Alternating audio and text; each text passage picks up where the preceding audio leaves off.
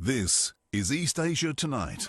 Good evening, I'm Otelli Edwards. Tonight's top stories from East Asia. Donald Trump says Taiwan should pay the U.S. for its defense. What could this mean for the region if the former president returns to the White House? Expert analysis coming up. Meantime, the Biden administration reportedly issues a warning to its allies. Severe trade restrictions loom if companies keep supplying China with advanced semiconductor tech. But China and Russia begin live-fire naval drills in the South China Sea. Well, they've been beefing up military ties after being slapped with U.S. sanctions. And a former White House official has been indicted for allegedly working as an unregistered agent for South Korea in exchange for luxury goods and gifts.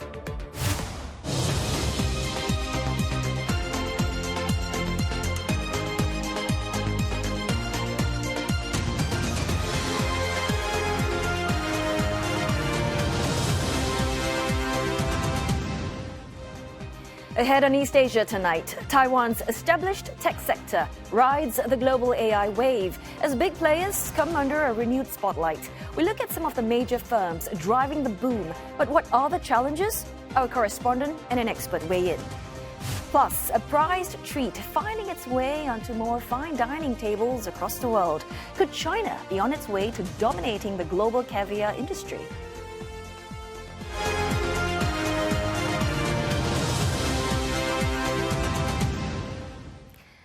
A potential rift has emerged between Taiwan and what could be a U.S. administration under President hopeful Donald Trump. Mr. Trump says the self-ruled island should pay America for its defense. In an interview with Bloomberg Businessweek, the Republican nominee, in response to a question on whether he would defend Taiwan against China, said that Taiwan doesn't give the U.S. anything. Well, Taiwan's Premier Cho Jung-tai shot back, defending the island's stance on defense.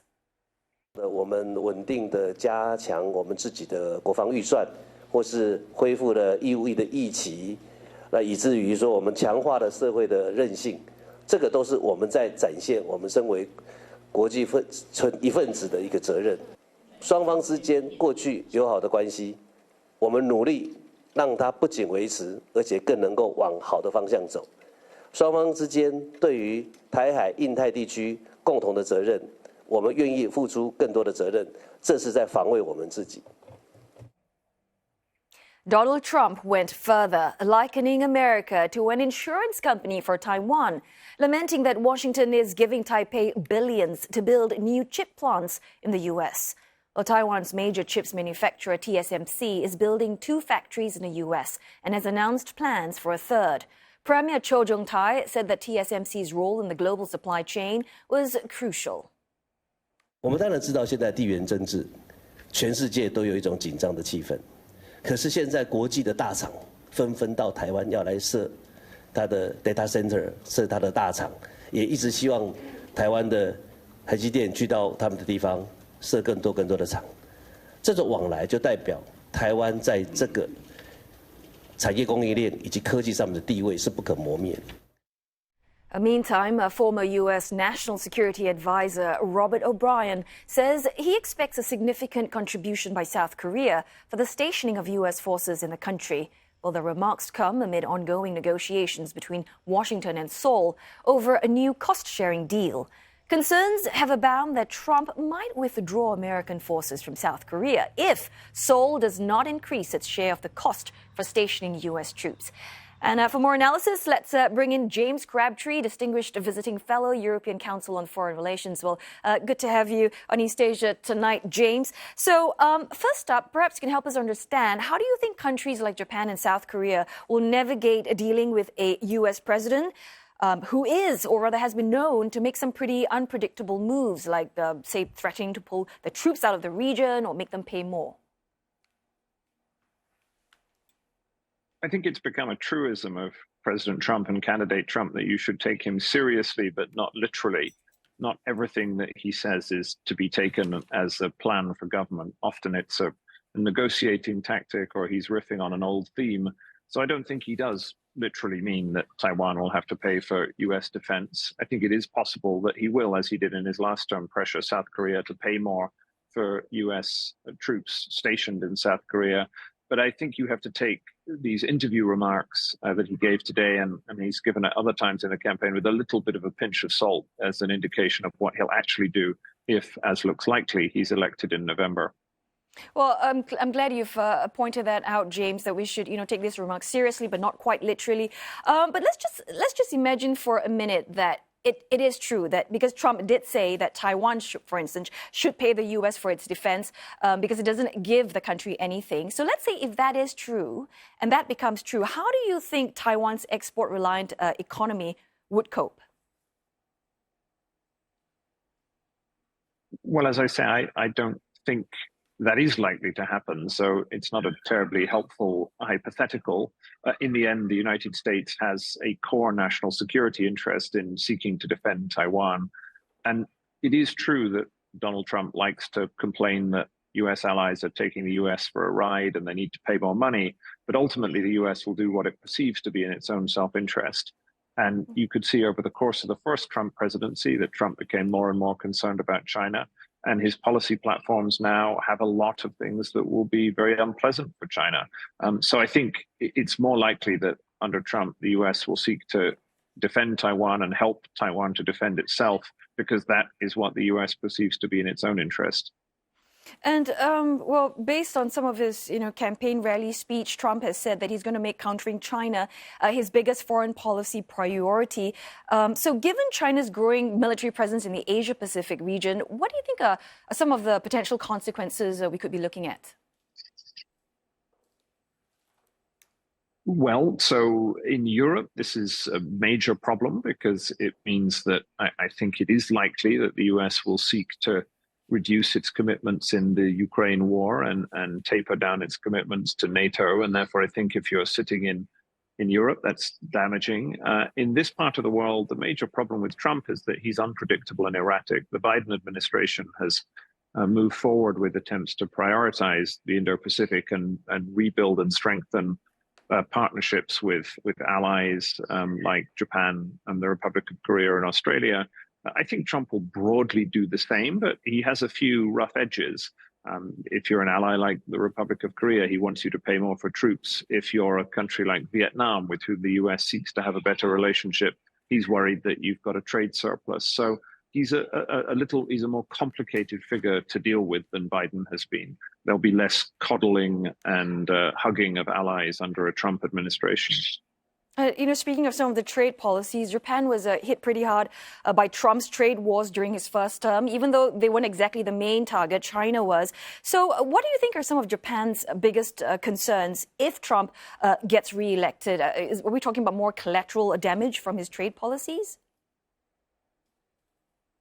I think trade policies are a real concern, and they should be for Japan, but also countries like Singapore. I mean, Trump's stated, or his advisors' plans for 60% tariffs against China and then a 10% universal tariff on everyone else would have very dramatic effect on the global trading system and would have a big consequence in areas like here in Southeast Asia. I would have thought if you're sitting in Tokyo in the Prime Minister's office, then the thing that you're worried about is really the relationship with Trump, the man.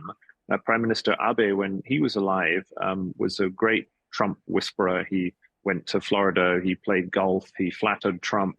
It isn't clear that Prime Minister Kishida of Japan will be able to do the same thing, much in the same way that it'll be more difficult for Prime Minister Albanese of Australia to do what Scott Morrison did. I think India under Prime Minister Modi is quite well placed, but really all of the countries are going to be thinking about how do I connect with Trump individually and with his closest advisors in order to try and avoid some of the worst of his erratic behavior. Also, do we know how unpredictable is Trump's relationship with Kim Jong-un, the North Korean leader? I mean, could he possibly or really invite Kim to the White House in a second term? I mean, that would be quite disastrous for Japan and South Korea, you think? I think you're right to highlight that as a big concern for both Japan and the Republic of Korea. They were driven nuts in the first Trump administration by what they perceived to be bungling amateur diplomacy from the United States, including the Trump-Kim summit that happened here in Singapore.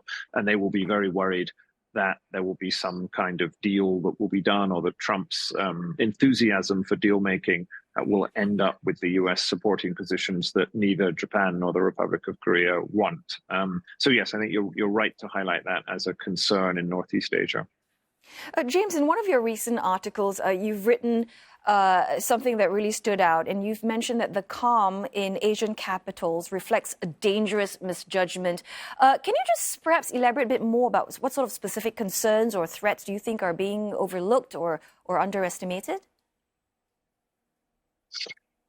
Yeah, I think if you contrast Asia with Europe, it's interesting. European capitals, everybody's in a blind panic about Trump. They think that Trump means the end of the United States and the end of the world order as we know it. In Asia, actually, everybody's very calm, and that's in part because particularly amongst the US partners in this part of the world, Japan, India, Australia, Taiwan, they didn't mind Trump that much last time around. I mean, he was more anti-Chinese than his predecessors, and that suited them just fine because they're very worried about China. Even countries like Singapore felt that, Trump had a rough and tumble quality to him, but they managed to navigate it. And therefore, I think the experience of the last time around is leading people to think that, well, it was okay last time, so it'll be okay this time. I think the risk is to underestimate how radical and disruptive a second Trump presidency could be, both in terms of the domestic politics in the US, which are clearly going to be extremely bloody, even if he wins in a kind of fair fight, but also internationally, and that is on trade policy, as we've discussed, but also geopolitics.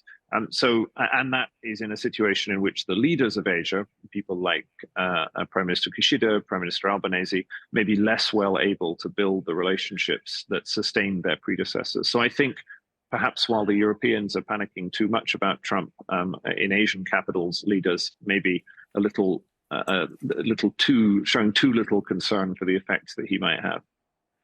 Well, thanks so very much for your thoughts on that, and so good to have you in East Asia tonight. Thanks again, James Crabtree, Distinguished Visiting Fellow, European Council on Foreign Relations.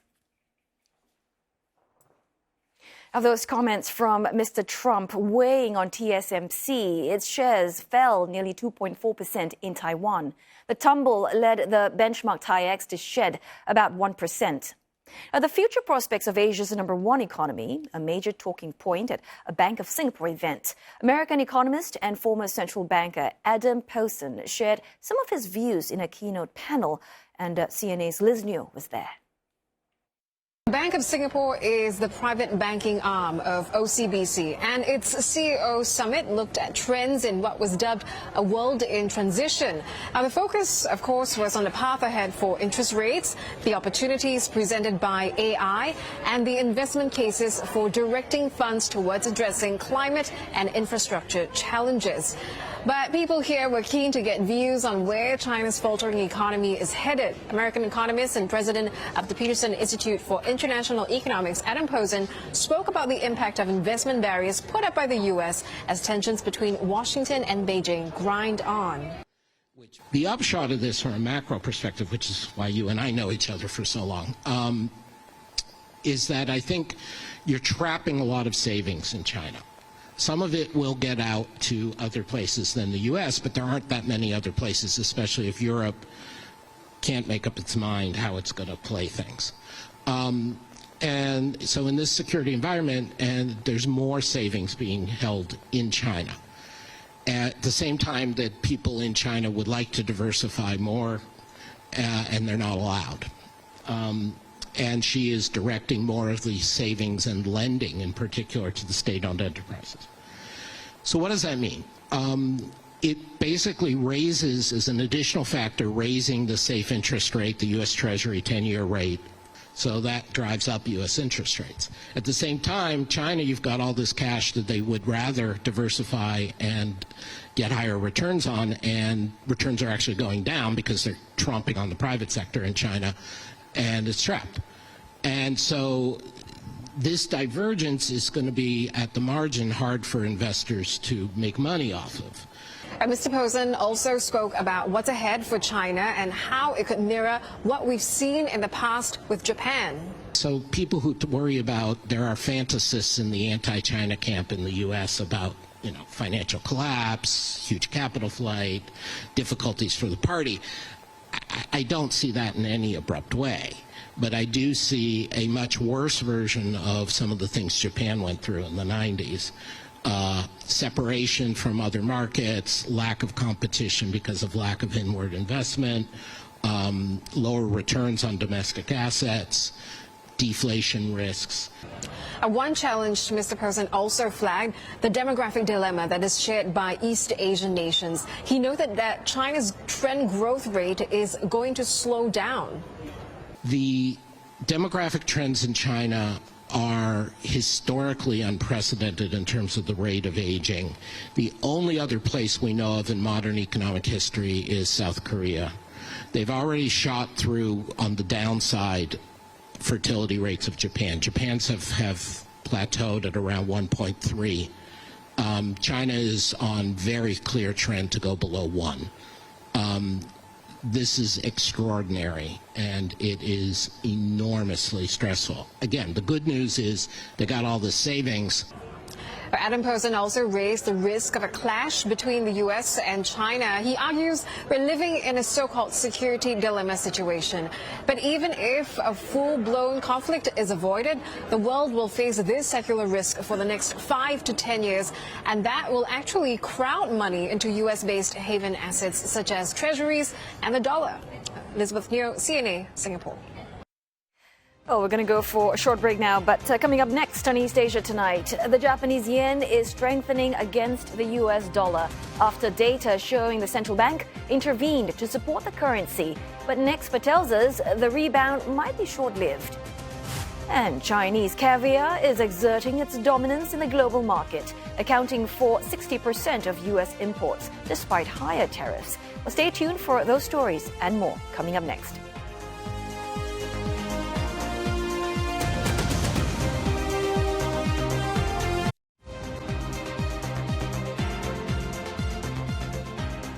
Hello there. Time now for your business news on East Asia Tonight. In forex markets, the yen continuing to strengthen against the US dollar, and that's after data from the central bank suggests intervention. It's trading around the 156 level to the greenback.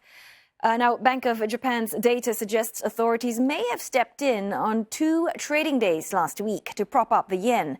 Based on movements in the BOJ's accounts, the scale of the intervention was around $13.5 billion. The yen strengthened sharply late last week to 157 on Friday. But as Yuichi Murao, Chief Investment Officer at Nomura Asset Management, told CNA earlier, the impact of these interventions may be short-lived. He flags further downside risks for the yen. Basically, I think the current direction of the exchange rates is really driven by the monetary policy by the U.S. And our base scenario have been to see some weakness of the U.S. dollar following the rate cuts by the Federal Reserve, and which haven't been the case for many quarters right now. But following the rate cuts by the Fed, we naturally see it follow the U.S. dollar and appreciate the Japanese yen. So that's our base scenario. But some of the factors that could work in favor of the U.S. dollar is also appearing, one which is the U.S. presidential election. And it's getting highly likely that Mr. Trump is going to be elected. And his administration, we will see some higher tax, tax and trade tariffs and so forth, which I think is basically inflationary in the U.S. economy, which it will push up the interest rates in the U.S. And also the tariffs are also works in favor of the U.S. dollar. So a higher U.S. dollar is going to be something that we might see with a much higher probability under the Mr. Trump. Well, separately, Japanese manufacturers have grown more confident about business conditions in the country this month. The Reuters Tankan survey shows manufacturers' sentiment at plus 11 points from plus 6 in June. But the mood among service sector operators cooled in July. The weak yen could be contributing to the growing optimism for manufacturers. Well, Mr. Murao said that a depreciating yen is beneficial to Japan's firms, but only up to a point. In terms of the impact on the Japanese economy and the corporate profits, I think in general the weakness in Japanese yen is good. and corporate profits will be raised by 0.4% by the depreciation of the Japanese yen by 1 yen against the US dollar. So it's good, but negative effect on the economy might be more apparent when the exchange rates could fall into the level of the 170 or so through the higher imported inflation, which is going to be translated into the higher CPI and also jeopardize the purchasing power of the household sector. The real incomes in the household sector could become negative again under the current income growth. In other news, the U.S. may up the ante in its chip war with China. It's reportedly looking at tougher trade curbs to further limit China's access to advanced technology. Well, a Bloomberg report says the Biden administration has told allies it's considering using the most severe trade restrictions if companies keep making their technology available to China. Now, these would affect firms ranging from Tokyo Electron to ASML. The Biden administration is said to be mulling whether to impose a measure called the Foreign Direct Product Rule, or FDPR. Well, it lets the U.S. slap controls on foreign-made products using even the smallest amount of American technology. Viewed by allies as draconian, such a move would clamp down on businesses in China by Japan's Tokyo Electron and the Netherlands' ASML. The U.S. is floating the idea to officials in Tokyo and The Hague as an increasingly likely move if the countries don't tighten their China measures. Investors, meantime, reacting negatively to the report. Shares of Tokyo Electron, Japan's biggest maker of semiconductor equipment, slumped as much as 8.3%, the most in 3 months. They closed about 7.5% lower. ASML, which manufactures vital chip-making equipment, sliding nearly 7% in Amsterdam, while the prospect of more curbs on its exports to China has overshadowed its better-than-expected quarterly result. Chinese caviar is dominating the global market, with the country established as the biggest exporter of the expensive roe, and that's despite U.S. tariffs. According to data from the International Trade Center, China shipped 3% more caviar exports last year at 276 tons. Now, that's nearly double the amount it exported back in 2019. Now, prices of Chinese caviar have also ticked up. Last year, it fetched about $300 per kilo. Well, that's a 4% rise from 2022. So this means China's export earnings from caviar hit nearly $83 million last year, and that amounts to around 40% of the global market. Well, as for annual output, China now accounts for more than half in the world. US and EU are among its largest buyers. Official trade data shows that about 60% of imported caviar in the US came from China last year. Well, that's even after Washington slapped an extra 25% tariff on Chinese caviar in 2018. Well, despite those tariffs, Chinese caviar is still substantially cheaper than those from Iran and France. Time now for another break, but coming up in East Asia tonight, a look at the movers and shakers in Taiwan's tech industry amid renewed investor attention driven by the AI boom. And we will be speaking to Eric Huang, Vice President of industry publication DigiTimes, for more insight.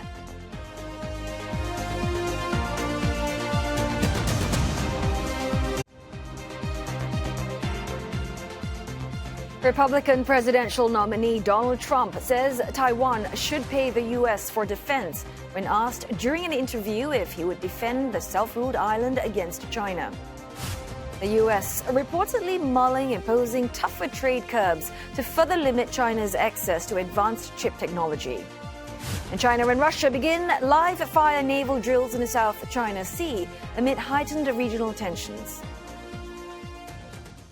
Morris Chang and Terry Guo may be the best-known tech bosses in Taiwan, but as the AI boom takes shape globally, other local major tech companies and their chiefs are getting renewed attention from investors. Well, CNA's Victoria Jian takes a look at 5 movers and shakers in Taiwan's tech industry.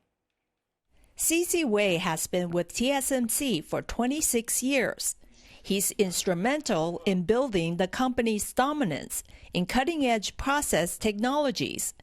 With TSMC's pole position as a supplier of AI chips to companies such as NVIDIA and AMD, Mr. Wei is arguably one of the most important tech chiefs in the world. A fun fact about Mr. Wei, he often responds to reporter questions with a simple yes or no answer. And people close to him said that is the straight shooter CEO's strategy to avoid from making any off-the-cuff remarks. Rick Tsai is considered to be the most influential tech boss in Taiwan, just behind TSMC's C.C. Wei and Foxconn's Terry Guo. Between 1989 and 2014, Mr. Tsai worked at TSMC, where he was president and chief executive officer between 2005 and 2009.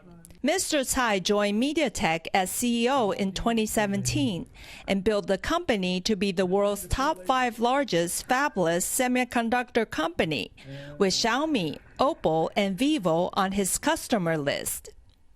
Barry Lame founded Quanta in 1988 and has been the chairman since.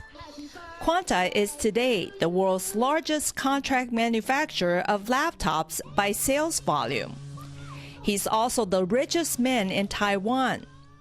Quanta supplies high-powered servers for AI computations, and the company said it predicts AI server sales to double and will account for more than 50% of its server revenue this year. Johnny Shi has served as the chairman of ASUS since 1993, and until 2007, he also served as a chief executive officer. Under his leadership, ASUS today is the world's top motherboard maker by sales and number 5 consumer notebook maker. It's one of the leading computer manufacturers in making AI PCs, and that makes its business sexy again in the eyes of investors amid the AI boom. T.H. Tung co-founded ASUS in 1989. In 2008, ASUS was officially split into 3 companies, including Pegatron. Mr. Tung became Pegatron chairman and CEO. He built the company into the world's 2nd largest contract electronics maker, behind just Foxconn. The company recently called eyeballs with its digital twin factory solution, which was built using the NVIDIA Omniverse platform with its self-developed PEGAAI platform. For more analysis, Eric Kwong joins us. He is Vice President of DigiTimes. And we also have with us CNA's Victoria Jen. Warm welcome to you both. Let's start with you first. Eric, some people have this impression, whether it's right or wrong, that Taiwan's tech industry had been rather dormant for the past 10 years until the recent AI boom. Just want to know what's your take on this and what's driving this perception. Okay, I think this impression is both right and wrong. On the one hand, besides ASUS and Acer, we don't have globally well-known electronic brands. So our tech industry is mainly behind the tech product brands to provide design and manufacturing services and electronic components. So mass media seldom publish Taiwanese companies' news. This situation was getting worse when China became both the world's workshop and the world's largest market. Media and the governments around the world have a kind of sinomania. Taiwanese industry become invisible. But on the other hand, since the 90s, Taiwanese tech companies moved their factories to China. They continually, significantly to China export, contribute to China's export and economic development. Our ES companies, such as Foxconn, Quanta, Pegatron, as you mentioned, are the top 10 exporters in China for many years. Their scale and the revenue kept increasing in 2010s and became the top EMS companies in the world. Also, in 2010s, TSMC became the technology leader. One example is that Apple used to have both TSMC and Samsung to provide foundry service for its iPhone chips. Since 2016, iPhone 7 generation, TSMC became the sole foundry partner for Apple. And our semiconductor industry continuously maintain #1 position in foundry and the OSAT sector, and the #2 position in fabless sector. I think our tech industry wasn't dormant, but only after the US-China trade war and the COVID-19, the value and the importance of our tech industry refound by the world. And it's true. I mean, the scale and the revenue that TSMC and these other tech firms churn out is really very, very impressive. Victoria, tell us more about the kind of role that the government actually played in Taiwan's technology development. Well, Taiwan's government under the KMT played a crucial role in Taiwan's technology development. Back in the late 1970s, the government established the Hsinchu Science Park, which now housed hundreds of technology companies. And also back in 1987, the government helped build the TSMC, which is now the world's largest contract chip maker. And so, at the same time, back then, the government has provided subsidies, which is about a quarter of its R&D expenditures to technology industry. And most of the money actually back then went to nonprofit research institutes.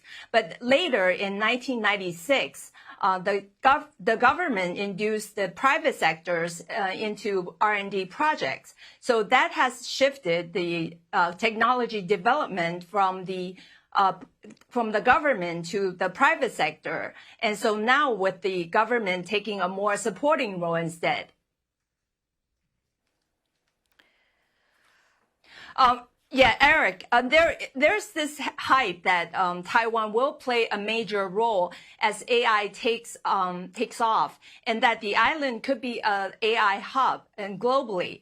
And now, in your point of view, how big is the role that Taiwan will play, and in what areas? Okay, I think we already play a major role as AI takes off. Since 2010s. We have played a significant role in providing data center hardware solutions, including servers, storage, switches, and power supplies, etc. We directly supply our solutions to the cloud service providers. Now, if you look at the generative AI ecosystem, the most critical hardware are AI chips and AI servers, to let OpenAI and the cloud service providers train the best foundation AI models. TSMC provides advanced wafer fabrication and packaging services to AI chip companies like NVIDIA, AMD, Intel, and Google.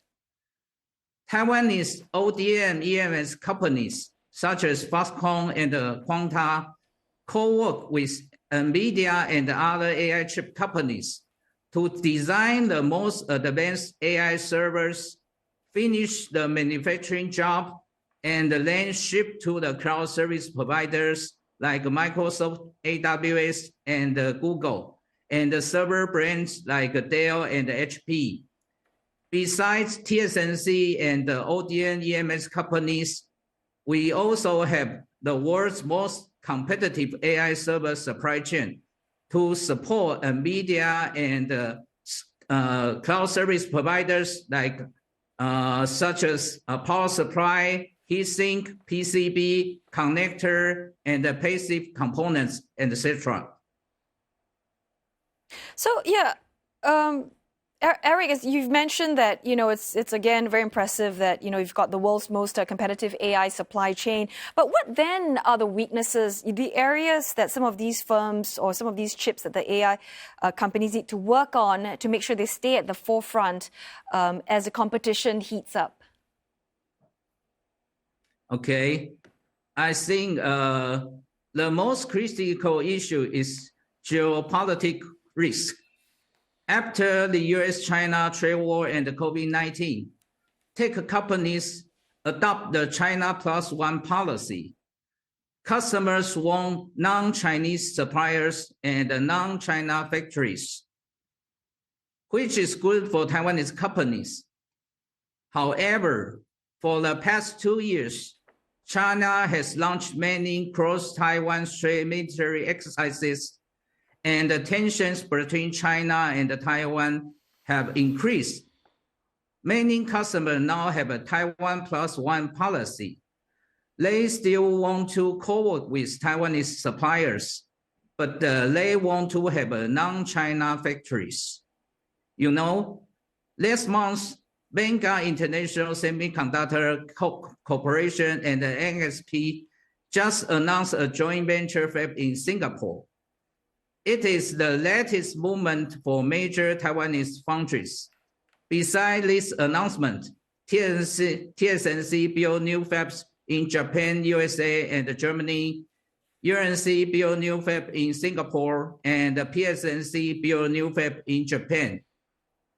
We also have some infrastructure problems, such as talent shortages and power shortages. Maybe we can discuss later. We can certainly discuss that in a short while, but I just want to get to Vic, and I want to ask you, Vic, about how these major power blackouts that Taiwan did experience in the past 7 years. I mean, it has raised some concerns among the technology companies, whether Taiwan has sufficient power supply to cope with this AI boom. So help us understand, how serious is this situation? Well, there have been reports about power shortage recently across Taiwan, especially now the high usage of electricity during the summer period. At the same time that the DPP government, they plan to do away with nuclear power by replacing it with green energy by 2025. But so far, its goal has failed to meet with its target. So this is raising concerns about power shortage. But the economic minister has reassured the public that there will be sufficient energy until 2030. But that is still remains, many people remain skeptical because after all, this, especially more than 97% of Taiwan's energy needs are imported. And so that is, any disruption is going to lead to power shortage. And now, and technology industry requires the most power. Now, TSMC, for example, it uses up to 8% of Taiwan's total electricity a year. And that is equivalent to the power usage of the Taipei city, the entire Taipei city. So you can imagine how much power that TSMC needs to use. And the ratio is expected to double next year. So with the AI boom, it's expected to, the demand is expected to further increase. So there is definitely this need for a steady supply of energy for the technology industries, not only for Taiwan, but as well as the rest of the world. Eric, will China become a major competitor to Taiwan or a partner in the AI development? And how can they navigate the U.S.-China rivalry, given that technology is such a sensitive issue? Okay. I think actually there is less competition between Taiwanese industry and the Chinese industry because the supply chain became decoupled after the China-US trade war, established especially for data security related products. AI servers and whole data center solutions are the most critical items. So US customers, which is the major customers in terms of the global market, such as Microsoft, Google, Amazon, Meta, HP, and Dell, only co-work with Taiwanese supply chain because this issue. For Chinese customers, since the Chinese government wants to build a wholly independent and controllable supply chain locally, we Taiwanese companies only have short-term market opportunities. Thus, Chinese market will not be our primary focus. I think the major focus will be on the market beyond China. Well, thanks so very much, Eric Huang, for your insights. Eric Huang from DigiTimes. And as always, CNA's Victoria Jen, thanks for speaking to us. Turning our attention to other news now, China and Russia have started live-fire naval drills in the South China Sea. And this comes amid closer ties between the two countries in recent years, following U.S. sanctions on both nations. Vessels participating in the exercise, dubbed Maritime Cooperation 2024, set off from a naval port in Zhanjiang in southern China's Guangdong province. Well, the Russian Pacific Fleet and the People's Liberation Army Navy will conduct joint air defense exercises and anti-submarine drills. Both countries will also be deploying at least 3 vessels each for the 3 days of exercises. The two navies reportedly also conducted artillery firing as part of the joint drills. The exercises come on the heels of a separate joint naval patrol in the North Pacific. Now, a member of the Chinese Navy says the China-Russia patrols will enhance the ability of both sides to jointly respond to maritime security threats. Beijing and Moscow declared a no-limits partnership in 2022 when Russian President Vladimir Putin visited China. Meanwhile, the U.S. said today that it conducted joint training with the Philippines in the same seas. The operations involved a U.S. Coast Guard cutter from the 7th Fleet and a Philippine patrol vessel. The U.S. has indicted a former CIA and White House National Security Council official over allegations that she worked with the South Korean government as an unregistered agent. According to a court indictment, Sue Mi Terry advocated South Korean policy positions, provide access for South Korean government officials to their American counterparts, and disclosed non-public U.S. government data to South Korean intelligence officers. Well, the indictment adds that Terry, who is an expert on East Asia at the U.S.-based think tank Council on Foreign Relations, was allegedly provided with gifts such as handbags and dinners at expensive restaurants by the intelligence officers. More than $37,000 in funding was also allegedly given to a Korean Affairs public policy program that she ran. Well, Terry is charged with failing to register under the U.S. Foreign Agents Registration Act and conspiring to violate that law.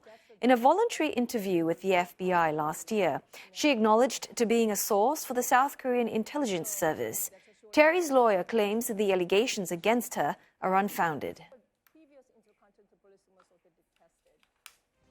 Well, time now for a break, but coming up next on East Asia Tonight, Thai police reveal the likely cause behind the deaths of half a dozen foreigners at a luxury hotel in Bangkok.